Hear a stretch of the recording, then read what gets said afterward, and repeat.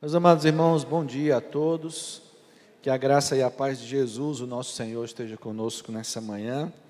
Que alegria poder estar aqui com vocês. Estive no culto agora há pouco, o culto das 8h30 da manhã, também foi uma grande bênção. Tão bom poder estar com nossa igreja mãe, poder chegar em casa, né? Aqui nesse domingo. Ainda estamos vivendo lá em Iguatu os resultados daquela viagem missionária que os irmãos fizeram. Nos dias 4 e 5 de junho deste ano, tivemos aqui, da nossa igreja aqui lá em Iguatu, uma caravana com quase 100 irmãos, uma equipe de médicos maravilhosa. Aliás, lá durante os atendimentos, eu precisei deixar algumas pessoas no hospital da cidade, porque a carreta missionária não tinha os equipamentos necessários para atender aqueles casos em específico. E aí as pessoas sempre iam testemunhando do mesmo jeito. Teve uma senhora lá que dizia assim: eu estou saindo curada já, só pela maneira como esses médicos me trataram, a maneira como eles trataram, o amor de Deus sendo colocado em ação ali, foi algo que impactou a nossa cidade de Iguatu. E aqui eu trago a nossa palavra de gratidão aos irmãos, amém? Espero que logo, logo estejam lá conosco novamente. Os irmãos têm orado por nós, têm nos sustentado, é um orgulho muito grande, um privilégio ser missionário dessa igreja. A gente tem contato direto aqui com o pastor Marcos, os outros pastores da igreja, então nós nos sentimos muito bem cuidados ali naquela cidade. Nós moramos em Iguatu, chegamos lá em janeiro deste ano, mas o nosso desafio missionário ali vai além da cidade de Iguatu. Iguatu hoje tem cerca de 110 mil habitantes, mais ou menos 10 mil evangélicos, muita gente para alcançar, muitas igrejas evangélicas na cidade, mas todas elas, a maioria delas reunidas numa determinada região, e o bairro onde nós moramos, que é o Alto do Jucá, só tem a nossa igreja lá. Ainda não tinha chegado a igreja evangélica naquele bairro, um bairro bem populoso, carente do evangelho, por isso a importância de nós continuarmos plantando igrejas. Então, Iguatu é esse grande desafio, mas como eu disse, o desafio vai além de Iguatu. Nós fomos enviados pela Cibuc, em parceria com essa igreja, para plantar igrejas na região Centro-Sul, uma região de 13 cidades, e a primeira fase do nosso projeto tem o objetivo de plantar igrejas em cinco dessas cidades da região Centro-Sul. Iguatu, onde nós já estamos, Quixelô, que fica a 20 quilômetros de Iguatu, Cedro, a 50 quilômetros de nós, e a cidade de Jucás. Jucás fica a 28 quilômetros de Iguatu. Além de Jucás, Cariús, que fica do lado, a 3 quilômetros apenas. É só a ponte sobre o rio Jaguaribe que divide a cidade de Jucás e a cidade de Iguatu. Deus tem nos abençoado muito ali, meus irmãos. E uma das coisas pelas quais temos orado, aliás, Jesus mandou a gente orar por isso, é por obreiros. A gente não vai conseguir alcançar a região se a gente não tiver gente para enviar para o campo, não é? Eu sei que você ora por isso, eu também, e Deus tem respondido às nossas orações. Sexta-feira passada, eu estive em Farias Brito, que é outra cidade onde estamos plantando igreja, levando para lá o Vitor Nobre, missionário que foi agora convidado pela Cibuc para cuidar daquela igreja que a gente está plantando ali. E lá em Jucás, como eu falei para os irmãos, eu tenho orado por missionários. Deus ouviu também a minha oração e mandou um missionário para Jucás.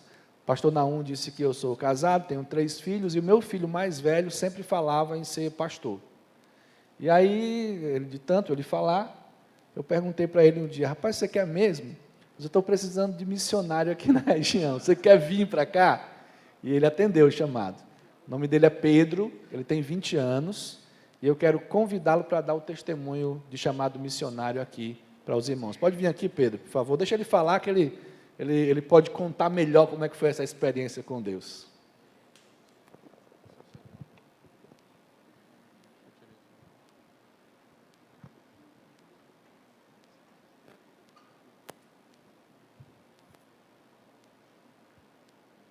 Irmãos, bom dia, eu ia dizer boa noite. Ia começar bem, hein? Bom dia a todos, é o costume. O culto é sempre à noite, aí a gente costuma dizer boa noite. Bom dia a todos, graça e paz, nosso Senhor Jesus, amém?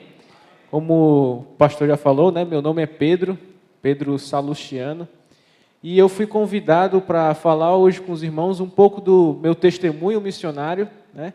E também um pouco sobre a cidade de Jucás e a obra missionária lá em Jucás, né? Já estou à frente da cidade, e aí eu vou compartilhar um pouco com os irmãos agora, certo?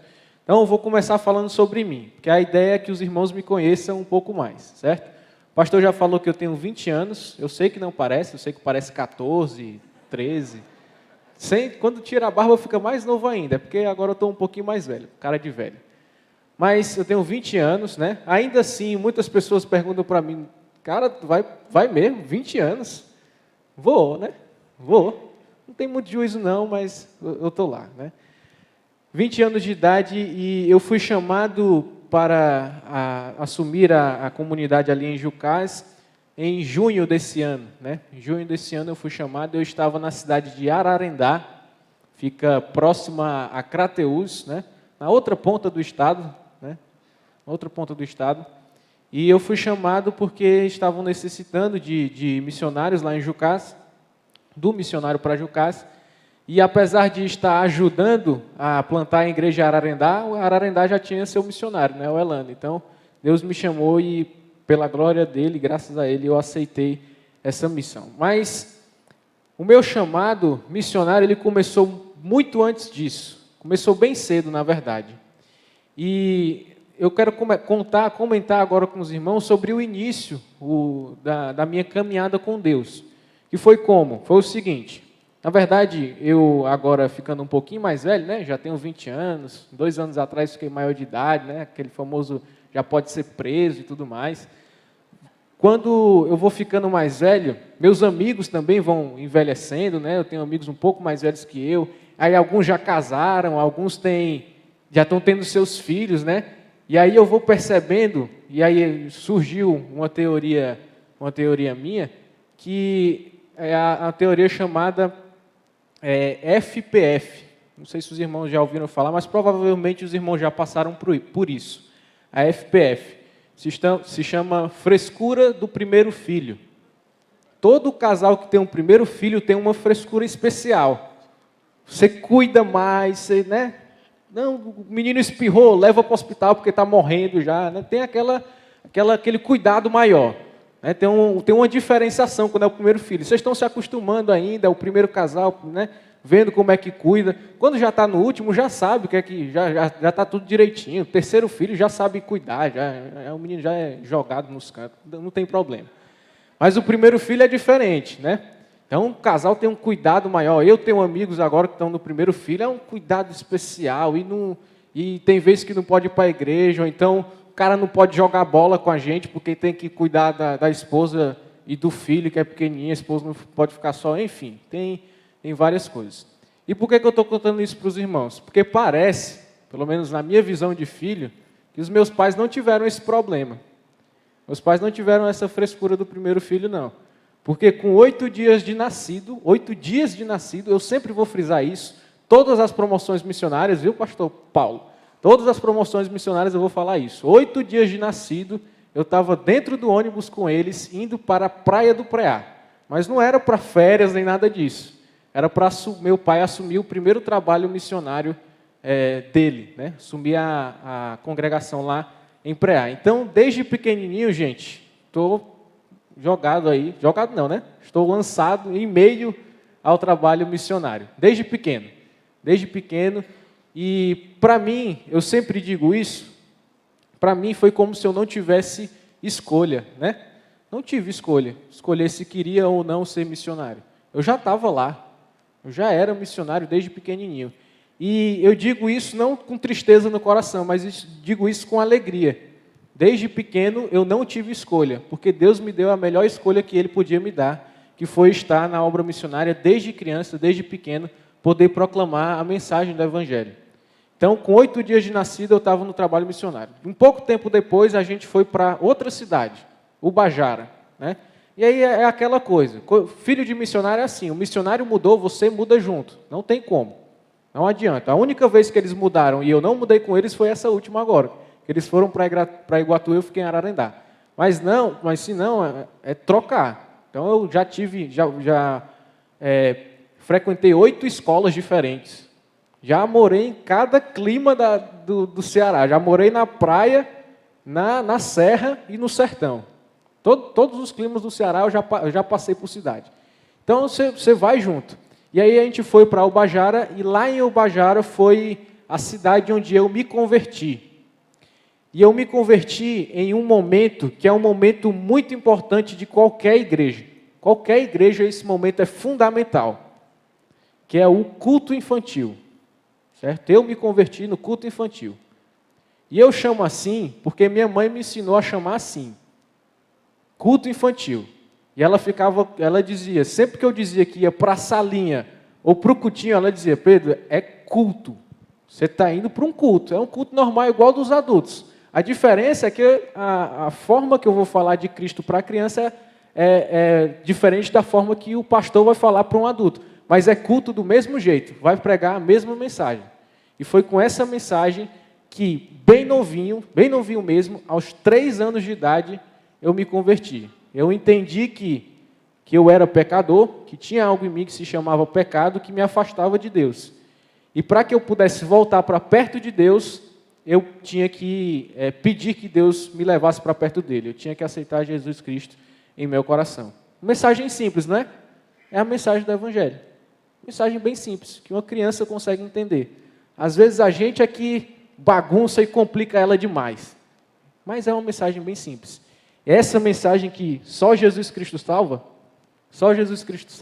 foi a mensagem com a qual eu me converti. Eu precisava de Jesus para me salvar do meu pecado. Então, com 3 anos de idade, eu me converti.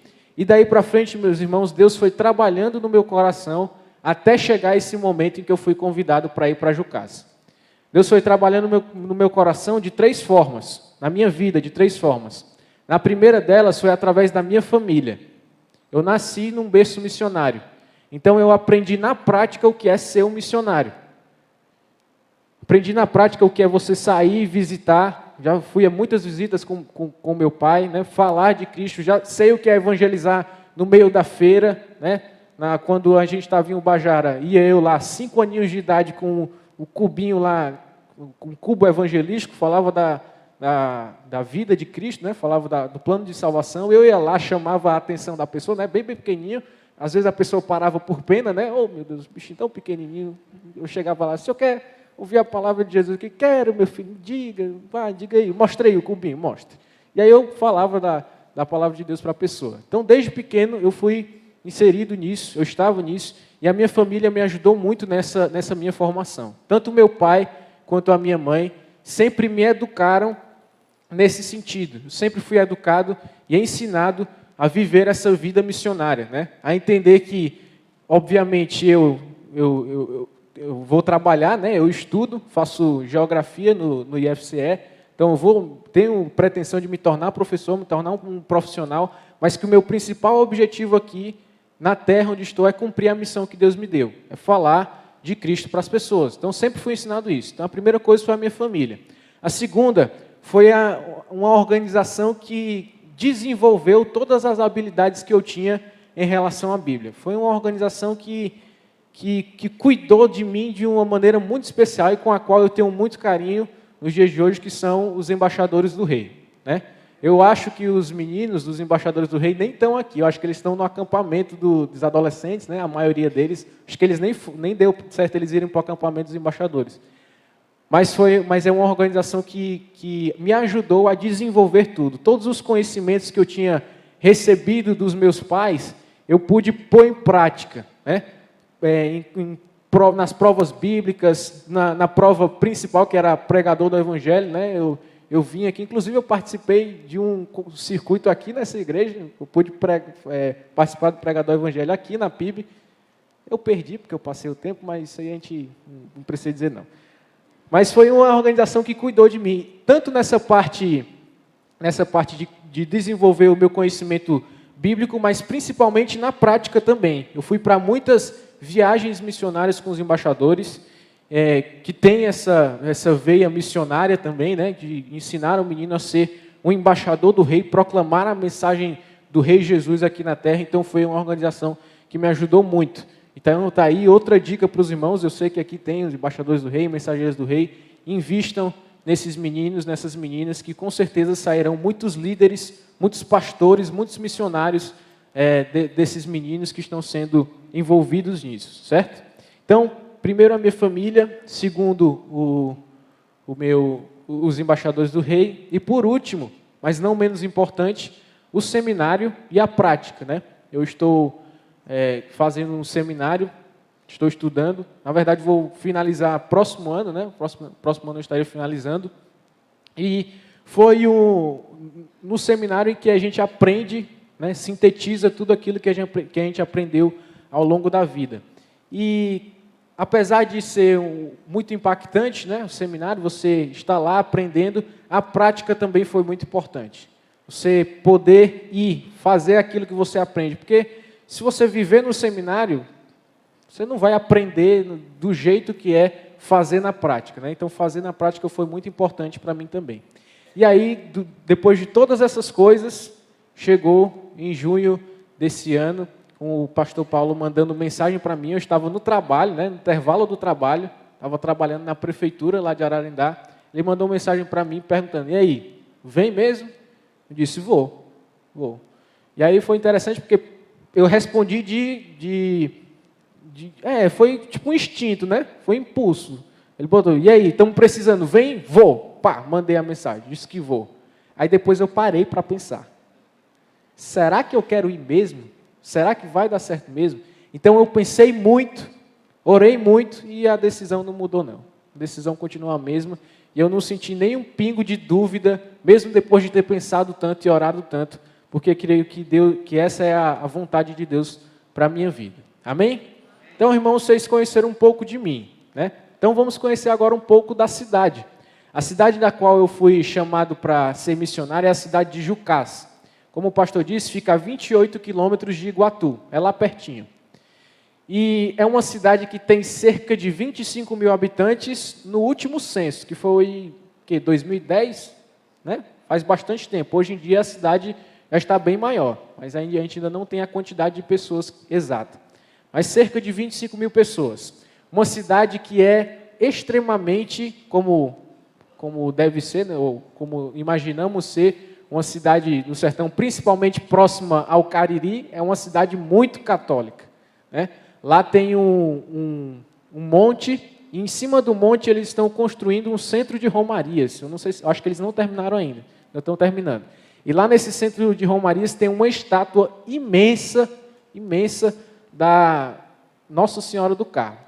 Da senhora deles, no caso, né? Mas a senhora deles lá do Carmo. E esse centro de romarias foi inaugurado lá, e é uma cidade que é muito fechada, mas isso não nos impede, ou não tem nos impedido, de falar do Evangelho lá. Deus tem abençoado muito aquela cidade. Nós já temos 3 famílias reunidas conosco, certo? São 3 famílias que se achegaram a nós, advindas de outra denominação, de outra igreja. Elas sofreram, digamos que um abuso religioso, né?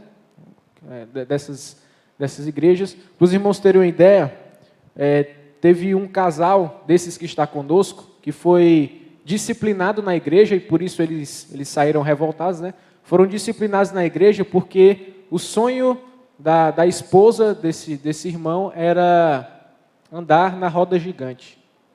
E aí ela foi andar na roda gigante, só que a roda gigante é do mundo, então você, né, acaba caindo no pecado.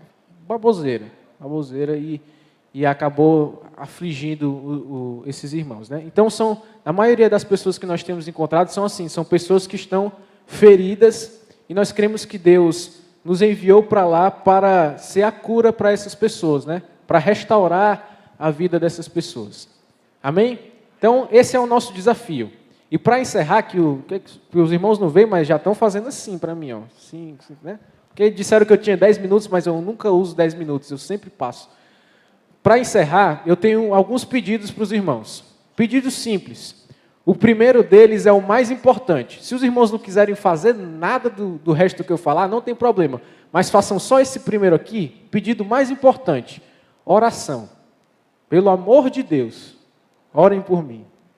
Orem por mim e orem pelo trabalho missionário em Jucás. Eu não sei se os irmãos já passaram por isso, mas vocês já enfrentaram alguma situação em que vocês tinham um desafio muito grande, muito grande, e vocês se sentiam desse tamanho em relação ao tamanho do desafio que tinha para enfrentar? Pois é o que eu estou passando agora.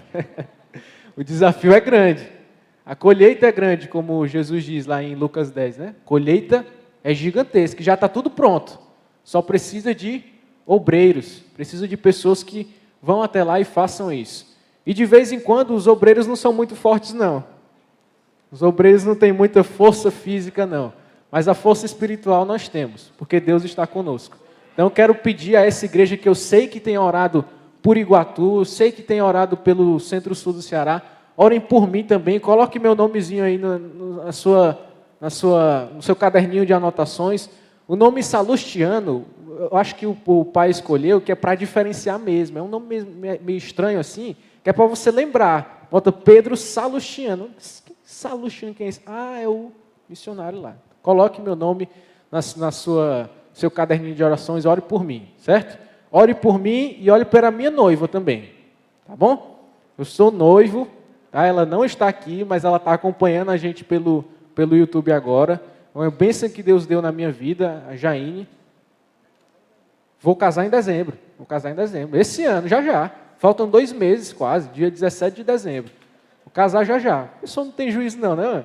E ela tem menos juízo ainda de ter aceitado. Vou casar e levar a menina para Jucás. Mas é uma bênção que Deus me deu, uma menina que é envolvida também no Evangelho e que eu creio que vai me ajudar muito, né? Naquilo que eu não puder, naquilo que eu não aguentar, ela vai estar lá comigo, vai ser bênção de Deus comigo para levar a mensagem de Deus ali naquela cidade. Então, ore por mim e por esse meu casamento, né?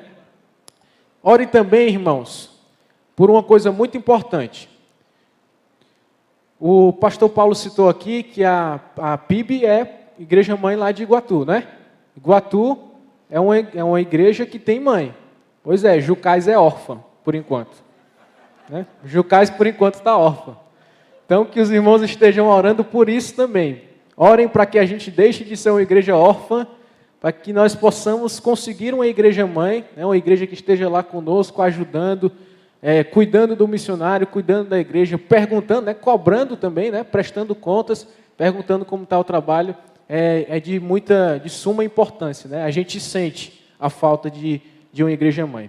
E por fim, irmãos, mas não menos importante, orem também para que eu consiga todos os meus móveis, né? Eu vou casar, vou tirar a menina da casa dela, não posso levar ela para morar em qualquer canto, né? Deus tem nos abençoado muito já. A gente, até esse mês, até essa semana, não tinha conseguido casa para morar em Jucás ainda. Eu ainda estava morando em Iguatu e indo para Jucás, porque não tinha casa, não tinha mesmo, não tinha. Eu andei 10 quilômetros na cidade e não achei casa para alugar, não tinha. E aí, pela glória de Deus, abriu vaga em um apartamento lá perto e a gente conseguiu alugar o apartamento. Pela glória de Deus, a gente já tem um teto, pelo menos a gente já tem, né? A gente conseguiu, na convenção, quando eu pude falar também, a gente conseguiu lá um gelágua, não foi? E conseguiu o fogão com o Ximenes, está ali, Ximenes e a Suzana. Nos abençoaram com o fogão. A gente já conseguiu também uma geladeira, viu? Graças a Deus por isso. Então está montando. Está montando. Falta só a cama agora, né? Cama, guarda-roupa, o mais importante, dormir no chão. Então que os irmãos orem por isso também. Se o irmão sentir no coração. É porque assim, irmãos, eu não gosto de pedir. Porque vivendo a vida missionária que eu vivi, desde pequeno, eu sei que não vai faltar nada.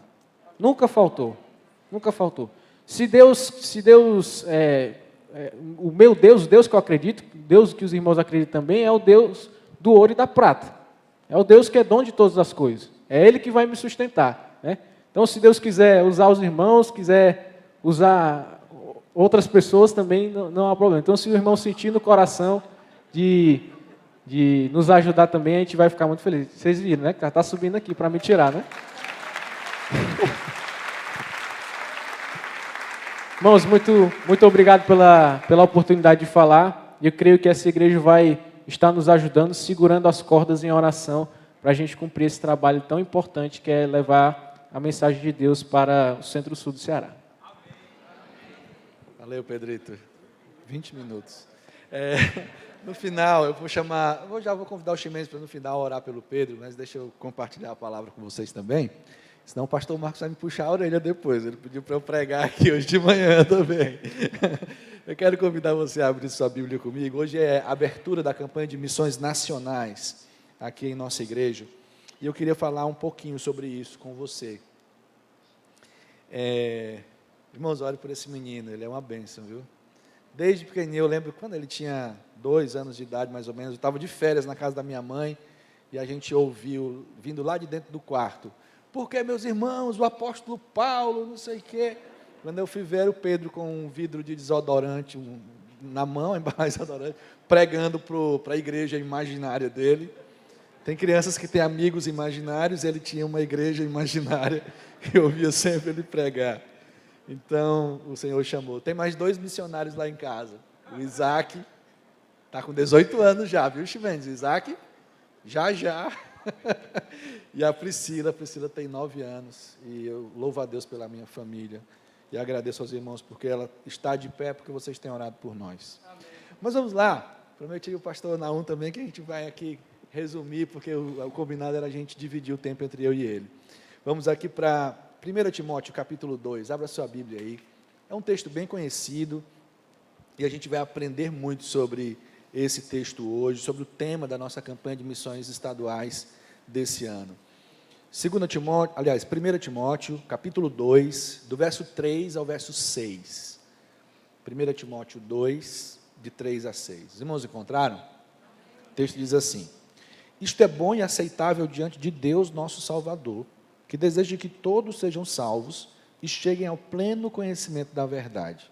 Porque há um só Deus e um só mediador entre Deus e a humanidade, Cristo Jesus, homem, que deu a si mesmo em resgate por todos, testemunho que se deve dar em tempos oportunos. Vamos orar de novo? Senhor, obrigado pela Tua palavra e pelo que já ouvimos até aqui.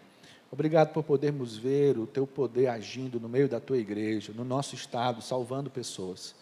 Nos ensina a Tua palavra nessa manhã, Senhor, é o que nós te pedimos, em nome de Jesus. Amém. Amém.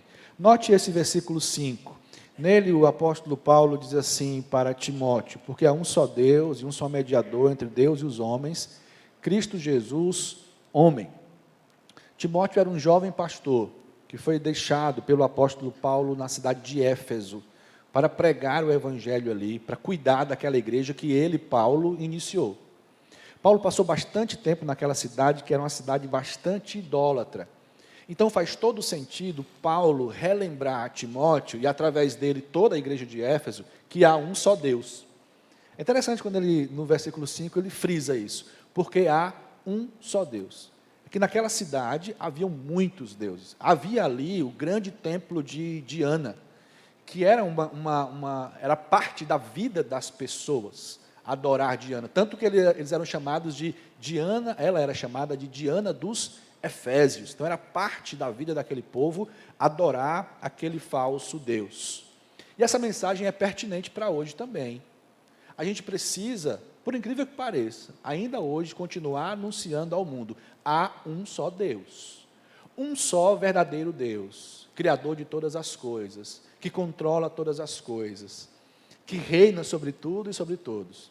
Isso porque, do mesmo jeito que era em Éfeso, as pessoas ainda adoram hoje a vários deuses.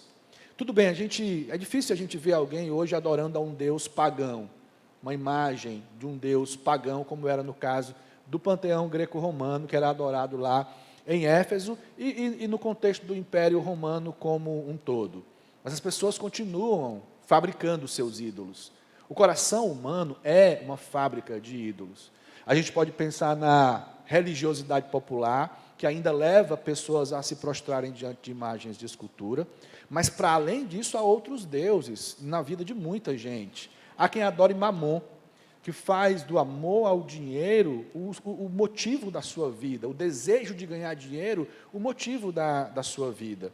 Há quem adore Moloque nos dias de hoje. É claro que eu estou fazendo aqui uma má comparação, é um anacronismo isso que eu estou falando, mas há quem adore, há quem sacrifique seus próprios filhos, deixando-os à própria sorte, terceirizando a sua educação, o seu cuidado, para ir em busca de ganhar o mundo, de ganhar esta vida, em busca, por exemplo, de se afirmar financeiramente. Você não vai ver hoje alguém se prostrando diante de Afrodite, ou a estátua, a imagem de Afrodite, que era a deusa da beleza lá no Império Romano. Mas você vai ver gente sacrificando a própria vida em nome da beleza física, fazendo de tudo, entregando tudo, se sacrificando para se tornar cada vez mais belo, mais bela fisicamente. Então essa mensagem, há um só Deus, é pertinente para os dias de hoje. Quando nós pensamos em missões, nós pensamos que nós devemos frisar isso para o mundo ao nosso redor. Existe apenas um Deus. Conquanto as pessoas se prostem diante de vários deuses nos dias de hoje, esses deuses são deuses falsos, que nada podem fazer por elas, que de fato nem existem, são criados no seu próprio coração, no seu próprio íntimo. Mais do que isso, Paulo vai nos dizer que esse Deus aqui tem um desejo. Esse Deus único, verdadeiro, Pai do nosso Senhor Jesus Cristo, esse Deus Criador, ele tem um desejo muito forte no seu coração. Veja comigo aí no versículo 2, ele diz, isto é bom, aliás, versículo 3, desculpe, isto é bom e aceitável diante de Deus, nosso Salvador, que deseja o quê? Deseja que todos sejam salvos e cheguem ao pleno conhecimento da verdade. Esse é o desejo intenso do coração de Deus, ele deseja a salvação da humanidade. Deus amou o mundo de tal maneira que deu seu único Filho, para que todo aquele que nele crê não pereça, mas tenha a vida eterna. Deus deseja salvar as pessoas. Mas salvar de quê? Bom, a Bíblia, sobretudo no Antigo Testamento, quando ela vai falar de salvação, por inúmeras vezes ela fala de uma salvação temporal.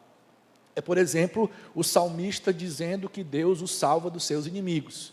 Porque aquele contexto é no contexto em que eles estavam o tempo todo em batalhas, em guerra. E Deus livrava seu povo. Então, no Antigo Testamento, a gente vai ver várias vezes a salvação sendo aplicada a uma questão temporal. Salvação na hora das batalhas, na hora das guerras. Já no Novo Testamento, a gente vai ver Jesus linkando as duas coisas. Por exemplo, quando ele cura aquela mulher que tinha uma hemorragia, lá em Marcos, no capítulo 5, não é? Aquela mulher que tinha uma hemorragia que não cessava. No final, ele diz assim, minha filha, vai em paz, a tua fé te salvou. A fé salvou de quê? A fé a salvou da hemorragia, mas é claro que ali Jesus estava fazendo uma aplicação espiritual. Sua fé em Jesus havia dado para ela a salvação em termos espirituais. E se a gente volta um pouquinho no Evangelho, quando o anjo vem anunciar o nascimento de Jesus a José, ele diz assim, olha, o nome dele será Jesus, aliás, o nome dele será Emanuel, e ele salvará o seu povo dos seus pecados. Então ali o anjo deixa claro o que é que significa salvação nesses termos que nós estamos tratando aqui. Salvar de quê? Deus quer salvar a humanidade do quê? Dos pecados, ou do pecado. O salmista Davi nos diz, lá no Salmo 51, no versículo 5, que nós fomos gerados na iniquidade, concebidos em pecado. O ser humano já nasce pecador, e nasce com essa inclinação para cometer pecados. E tem outra coisa terrível que o pecado faz com o ser humano. Ele o condena. O pecado condena o ser humano. Condena a quê? A uma eternidade distante de Deus. Paulo, escrevendo aos Romanos, no capítulo 6, verso 23, ele diz, porque o salário do pecado é a morte. E morte, em termos bíblicos, não é cessação de vida. Morte é separação de Deus. O homem está separado de Deus. O mesmo Paulo, em Efésios 2:1, diz que antes de conhecermos a Cristo, nós estávamos mortos em nossos delitos e pecados. E para explicar melhor, a gente lembra de Romanos 3:23, quando Paulo diz assim, porque todos pecaram e estão destituídos, separados da glória de Deus. Então o pecado condena o homem a uma eternidade sem Deus. O pecado leva o homem para uma eternidade de sofrimento, e é disso que Deus quer salvar. O pecado não somente condena o homem, mas ele escraviza. Jesus, em João, no capítulo 8, versículo 34, diz assim, aquele que comete pecado é escravo do pecado, de sorte que o homem sem Deus não consegue fazer outra coisa senão pecar.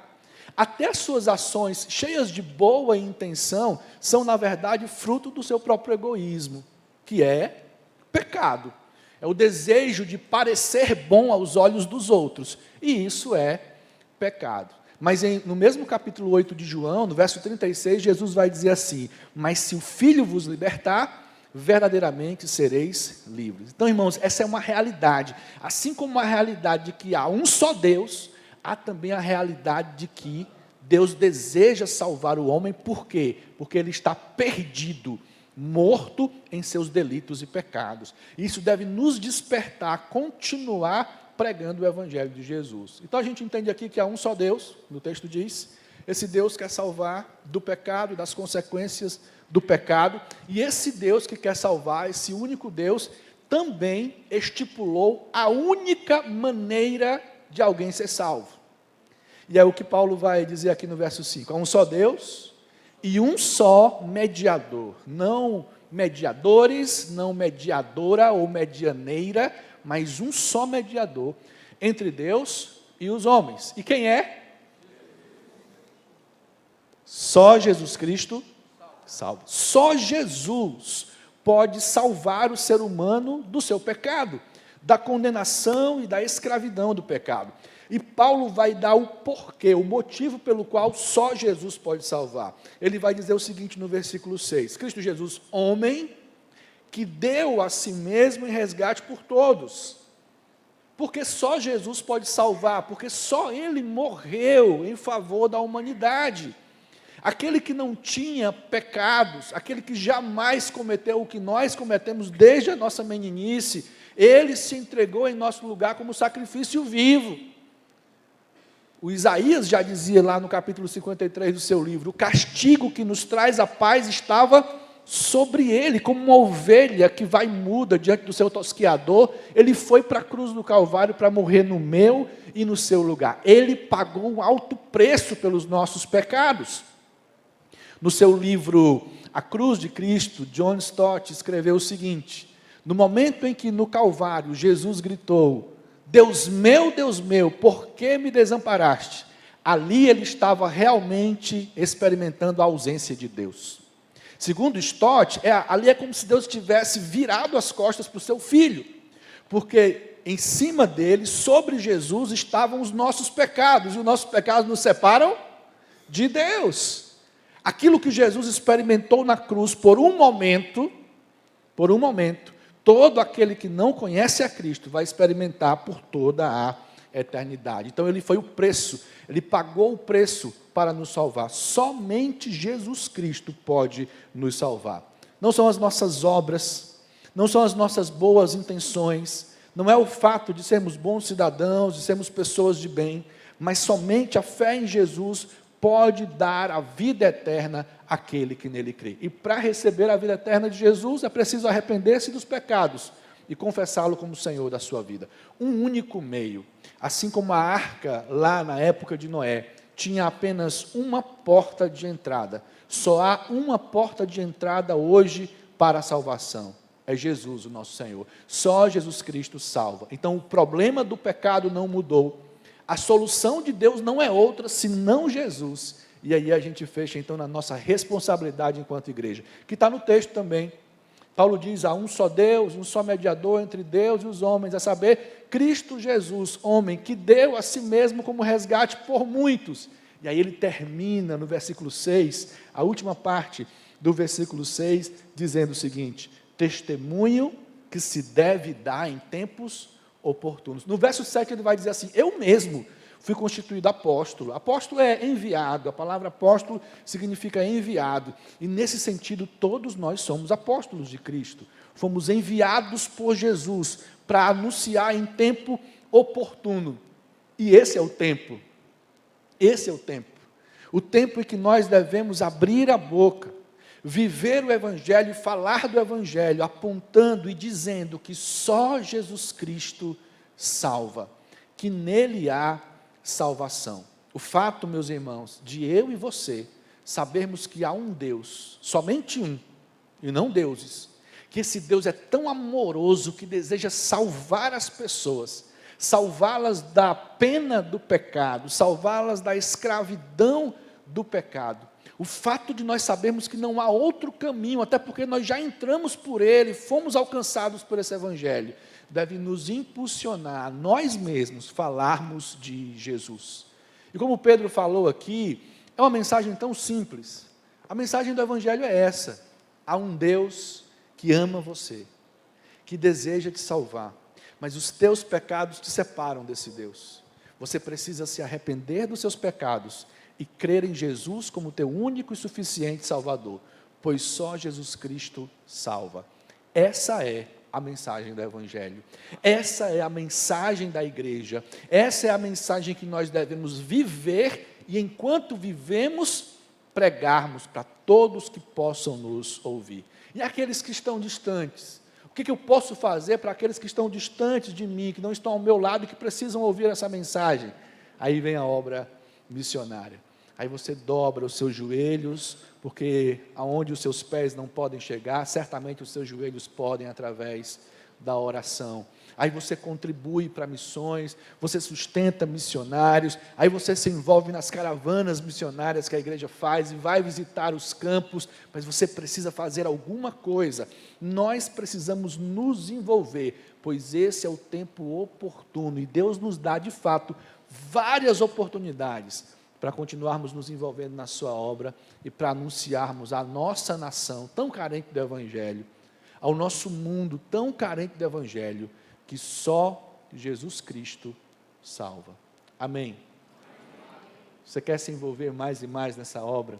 Você acredita realmente que há um só Deus, que esse Deus ama e quer salvar, mas que só há um caminho para a salvação? Então você já tem em suas mãos a missão de se envolver na obra missionária e de anunciar Jesus Cristo, o único e suficiente Salvador.